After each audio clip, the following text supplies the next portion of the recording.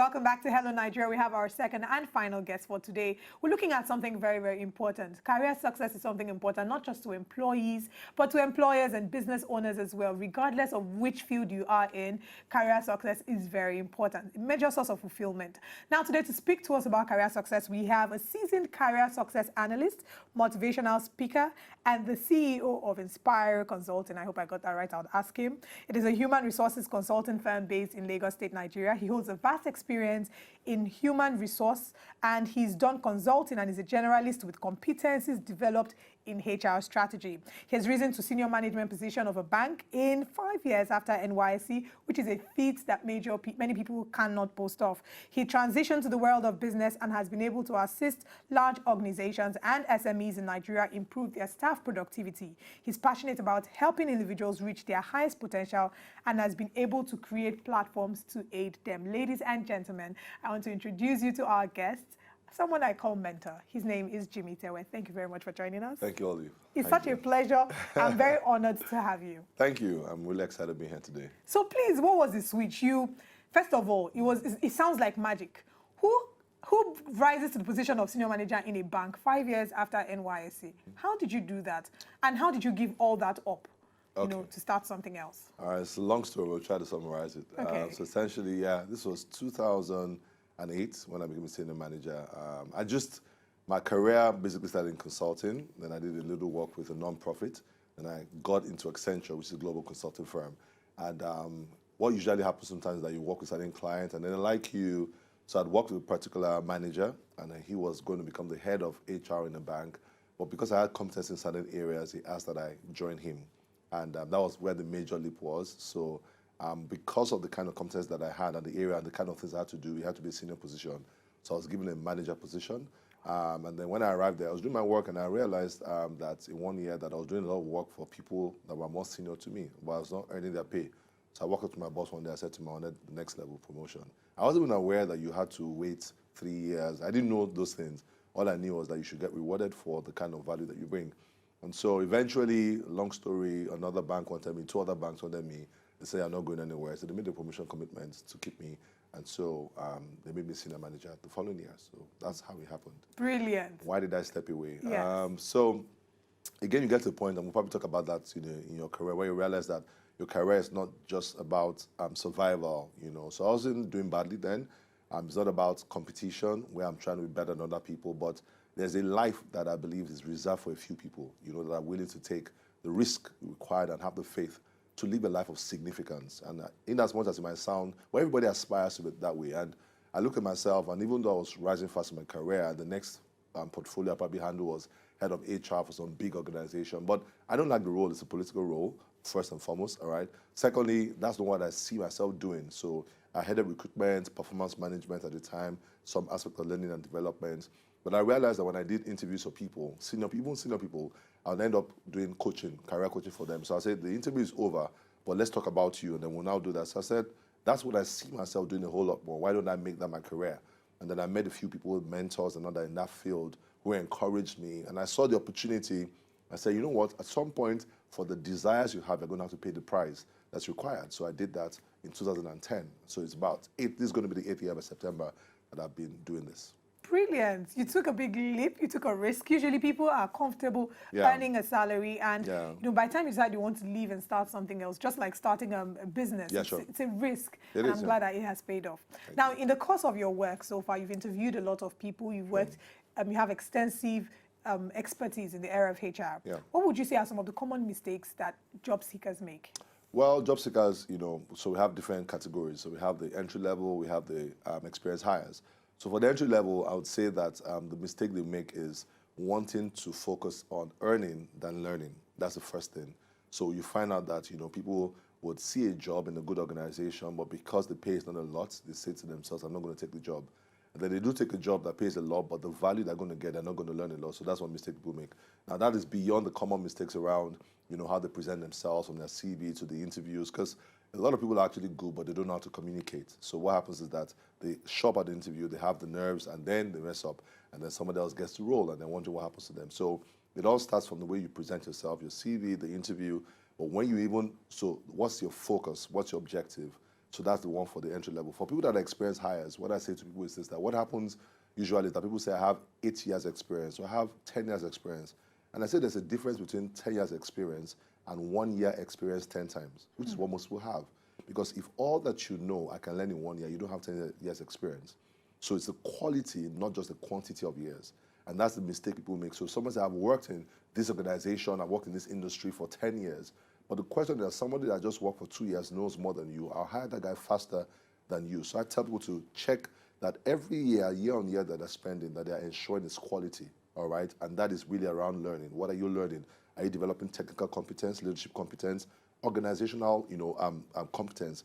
Those things are very critical. Those are the things that will make you competitive in your field in the future. So those are some of the things also that employers look out for. Oh, sure, the quality definitely. of experience that you can bring to the table. Exactly, yes. Now let's talk about the drama that goes on in the workplace. You train staff. We've seen lots of your videos where organizations, they hire you to come and basically train their staff to increase productivity. Yes. And some of the issues that we see with regards to workplaces would be team playing. Some people are not perfect team players. Some people are more motivated than others. Sure. As a staff in a company, working with people that you understand, you're not actually going in the same direction. Some people are just there to work to earn a living. Yeah, sure. Some are there to make a change. So you're someone who wants to make a change and you're working with someone who just wants to earn a living. How do you strike a balance and not be a terrible person, but still at the end of the day, you achieve maximum output? So you're going to have to deal with different kinds of people, and what I teach when it comes to career is that there are people who, what motivates them in the career is just the drive for survival.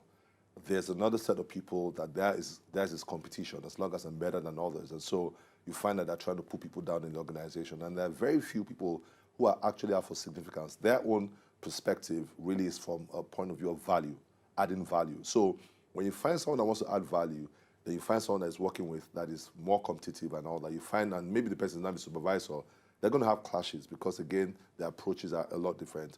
If you have someone that just wants to survive, he's not thinking about how to add value to the business. All he wants to do is that 30th of the month, I'm getting my pay and all that. So a lot has to do now.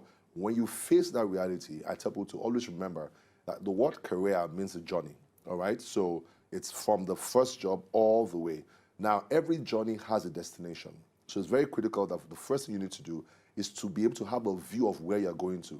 So I say to people that if you take public transport, that you don't enter the finest bus, you enter the bus going in the direction of where you want to go to.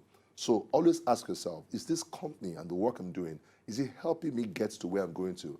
When that is not happening, then you probably need to make an adjustment within the organization or outside the organization. So I've seen people, for example, who are mature, they learn things, and they will do better in their industry, but they stay with an organization because of sentiments. And they're afraid, oh, it's better to the angel, it's better than the devil, all manner of things. So you have to be adventurous to be able to obtain the future that you desire. So first and foremost is that you must know that this is where I'm going to. Now sometimes, because you are still learning, and what you're getting is going to help you, you might endure people, all right, for a while, because it's actually helping you to develop yourself. You might find better ways to work with them also, and all that. Because I've seen people leave jobs because of a bad manager. I've worked with bad managers before, but I had to stay because I have something that I had to get. And once I got it, then there was no need to stay there any longer. I tell people this.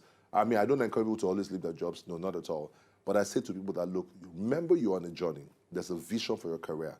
Every successful person that we see in their career, find out more often than not, they will tell you that, look, this is where I saw myself. There's a bank CEO, I'm not going to mention the name, ex-CEO now, doing induction, first bank he ever worked with, they said to them, introduce yourselves. When he got to himself, he said, my name is Mr. XXX. I'm a bank CEO in training, entry level. So that guy will go to work, not just to earn a salary, but so he's involved in operations, risk management, and all that. People are like, what's your own? How much are they paying you? How much they're paying him is not the motivation, where it's going to. Not only did this have the first bank, it's one of the biggest banks in Nigeria, to the one of the top 4, he has started another bank now.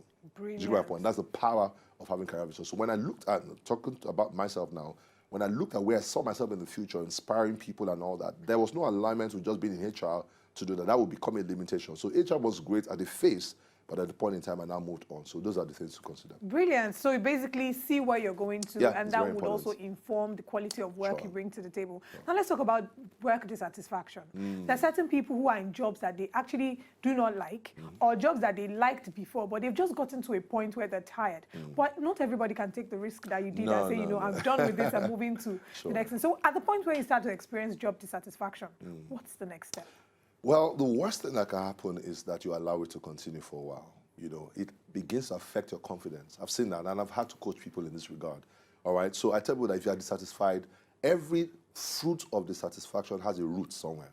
So you must find out why. So it might be the environment, the pay, so maybe what you're working, or where you see yourself a lot bigger than where you currently are. Now, so what I tell people is this, that whenever you're able to trace it, so for example, I say myself bigger than where I am, look for opportunities within your organization. Sometimes talk to the CEO. Some people are afraid to talk to their CEO. It just requires confidence. The worst thing is that they're going to say, don't come here again, right? But go ahead and explore opportunities to do more. Some people say, oh no, we did pay me more. No. I tell people that there's a simple mode that it is learn, can, then earn. So when you learn, then you can, then you earn. So I found people that do that a lot more actually have potential to earn a lot more in the future. So you want to do more in your organization, all right? So there's some requests for volunteers. Why don't you be part of that? What that does, is the thing about experience that they can never take it away from you. Sure. All right, so you keep adding in that regard. So that's what I actually always advise people, that it's very critical. Think about these things and all that, and don't just be locked up and say, I'm dissatisfied.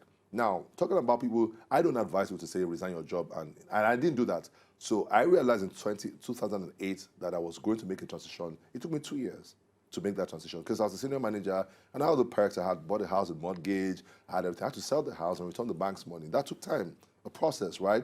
I had to work on some other things. What I even advise for those people that want to transit is that start your business while you're working, except where there's a conflict of interest, where you now need to plan a full transition in that regard. But there's strategies, but never take no in life as an answer, because you're going to regret it. If that excuse you are given today that sounds so sweet is the building block for regret tomorrow. That's what I tell people. Very true. Okay, now let's look at, we've been focusing on the employee. Yes. Let's look at the employer. Yeah. There are certain mistakes employers make. There are many people who work in organizations that could be better, but there are mistakes that the employers are making. Employers need to understand that employees need to be motivated as well. Sure. So in your experience, what are some of the common mistakes that employers and business owners make? It starts from, so that's what we call the employee life cycle. So it starts essentially from recruitment and all that. So people, we have something we call PURE, previously unidentified recruitment error. It happens a lot. Putting a square peg in a round hole. So the key thing first and foremost to do is to be able to define the hole, the kind of role you want to fill. So when it comes to interviews, don't just go for, oh, Olive, she looks beautiful. Oh, she talks well. She will do a good job. That's an assumption. You have to do what we call competency-based interviews. So this role requires someone that can do 1, 2, 3. So the test is based on 1, 2, 3. Don't copy tests from somebody else. So a lot of employers make that mistake, no matter how small your business is, all right? If you hire wrong, that becomes a limitation in your organization, and you're paying 100% salary for 20% results. So you're not going to go beyond that to other areas. So things around discipline, things around reward and recognition, things around learning and development. So for example, employers say, look, I'm not going to train one staff that I will train, I will not come and leave in tomorrow. Well, if you don't train them, they're going to remain in the organization, and so you have to have a system that trains and can retain. And there are models around that, no matter how small the business is, that can help you to do that, so that the quality of staff you have will be a lot better, all right? Then let's even talk about those that have exits. So somebody says today, I'm going to resign, and then immediately you withdraw everything. The guys inside are afraid to resign, all right? They're even afraid to discuss their desires for the next thing and all that. One day they just come, I had a guy, he called at the foot of the plane, or sorry, of the country, just called his boss. Boss, I resigned, and just cut the phone and traveled out of the country. That's the way he could do it, because his boss would not handle that. But those staff that are leaving could be ambassadors of your business.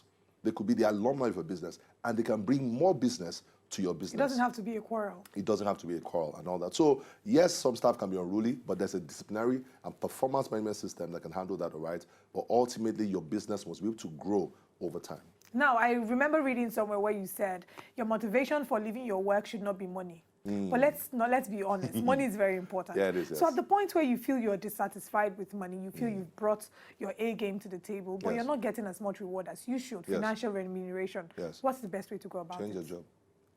Yes, you have to. So basically, value will be recognized where people recognize value. I mean, tautology, but that's what it is. So some businesses don't deserve some staff after a while. That's the fact about it. That's why I say it. And so you must realize that your commitment is first to yourself and your future. And so whenever you find out that where you are can no longer contain you, you have played your part, you've added value. They're not going to recognize it. It's not anything bad to explore opportunities outside. That's how I tell people, where they now see that value, and then they can now reward you for the value. Of course, you must have explored every opportunity inside. When you find out that's not there, then and you're willing to take the next step. All right. That's what I tell I them. like that you mentioned also how people should be confident. So the Yes. least you can do is ask. Yes. You know. One guy asked his boss, I can't remember, I did a podcast, and I said he shouldn't be afraid. So he went to go and ask his boss. When he told me, I was like, we shouldn't have done that, but he did. The guy got 3 times his salary. Wow. Yeah. Brilliant. I told them what to do, how to be able to approve, because there's a skill to it, all right? Okay, so now this skill, you're going to be handing it over to people and more for free. You know, you're having a training coming up and you're training people for free without collecting a dime. How are you planning to make money from this? No, there are other things you do to make money. Okay, so this is your way of giving back. My own CSR. So tell us about it. So the free conference started last year. We had in the 6 locations in Nigeria. We're doing 12 this year. The first one is held in Lagos this Saturday. It's entirely free. It's a career business conference. Amazing speakers, Larry Olushola, Ali Baba, Obilola Shikoya, Wale Jano, several people. Chef Regs is going to be there, Opeyemi, several people, all right? And what it is essentially, I realized, and now free is actually an acronym. It's from enduring to enjoying. That's the whole idea. I believe that life is too short for you to endure. You should enjoy life. And if you can understand certain things to tweak and change, you actually can do. So that's what the program is going to do for us. So starting 10 o'clock on Saturday is going to be 10 amazing. o'clock on Saturday, the 3rd of March. Free for anybody to attend. 100%, yes. How can they, do they need to register or can they just Yes, so if you go to my Instagram page and all that, which will probably have the details on screen, there's a link there in my bio. They can click it. But it's holding at Pistis Center, and that's Maryland, and all that, but it's entirely free. They can register. More details will be forwarded to them, and from there. Very true. All right, the free conference happening on the 3rd of March. It is free, just like the name implies. Several seasoned speakers will be there. And for those of you who feel that you're at a place where you're stuck in your career, it's time for you to make a change. So go follow Jimi Tewe on Instagram. You find out the details in his bio, and we look forward to seeing you there. It's been a fabulous show. Thank you so much for joining us. Thank you very much, Olive. All right, so look forward to having you again tomorrow. Another amazing show lined out for you tomorrow. Remember to follow me on social media at Olive Emodi. And if you miss Ayo, well, she's on leave for the rest of the week. You can go on Instagram and send her a message to tell how you miss her at Ayo Myro SA. Thank you very much for watching. Have a fabulous Monday. Bye-bye.